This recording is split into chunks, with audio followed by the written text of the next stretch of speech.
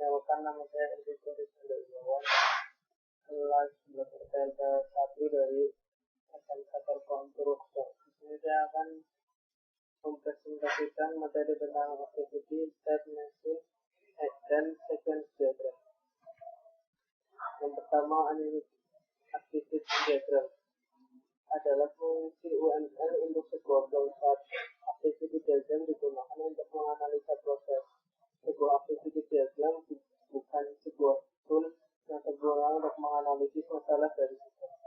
Sebagai tool untuk menganalisis program tidak ingin untuk mulai memecahkan masalah di level teknis dengan membuat kelas, tetapi dengan menggunakan activity diagram untuk mengerti masalah dan menyaring proses yang terdapat dalam sistem. Simbol activity diagram. Yang pertama, activity memperlihatkan bagaimana masing-masing kelas antar muka saling berinteraksi satu sama lain. 2. Action. State dari sistem yang mencerminkan eksekusi dari suatu aksi. Yang ketiga, initial node. Bagaimana objek dibentuk atau diawali. 4. Activity final node. Bagaimana objek dibentuk dan dihasilkan. 5. Off node. Satu aliran yang pada tahap tertentu berubah menjadi beberapa aliran. Unit-unit modeling yaitu fungsi activity diagram. 1. Menggambarkan proses bisnis dan urutan aktivitas dalam sebuah proses. 2. Dipakai pada unit modeling untuk memperlihatkan urutan aktivitas proses bisnis.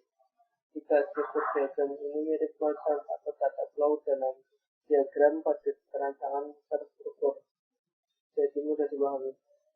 4. Sangat bermanfaat apabila kita membuat diagram ini terlebih dahulu dalam memodelkan sebuah proses untuk membantu mengalami proses secara keseluruhan. 5. Activity diagram dibuat berdasarkan sebuah atau beberapa use case pada use case diagram. State machine diagram. State machine diagram adalah teknik yang umum digunakan untuk menggambarkan behavior sebuah sistem. Hal ini digunakan untuk membantu analis, perancang, dan pengembang untuk memahami perilaku objek pada sistem. Simbol state machine diagram. 1. State digambarkan berbentuk segi empat dengan sudut membulat dan memiliki nama sesuai kondisinya saat itu. Titik awal atau start digunakan untuk menggambarkan awal dari kejadian dalam suatu diagram state chart.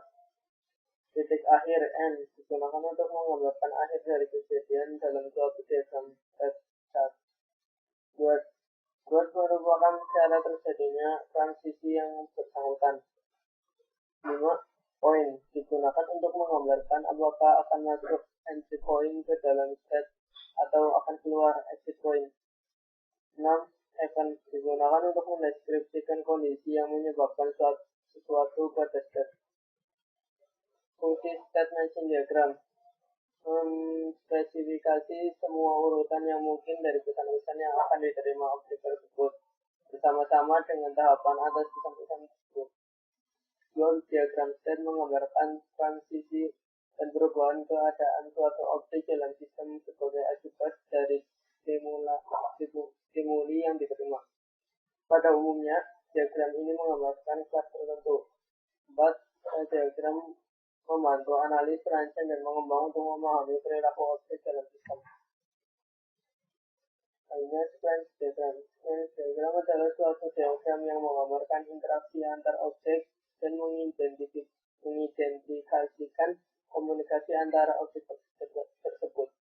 Diagram ini juga menunjukkan serangkaian pesan yang ditukarkan oleh objek-objek yang melakukan suatu tugas atau aksi tertentu. Objek-objek tersebut kemudian diurutkan dari kiri ke kanan. Aktor yang menginisiasi interaksi biasanya ditaruh di paling kiri diagram. Simbol dalam sequence diagram. 1. Lifeline objek entity antar muka yang saling berinteraksi. 2. Message spesifikasi dari komunikasi antar objek yang memuat informasi-informasi tentang aktivitas yang terjadi.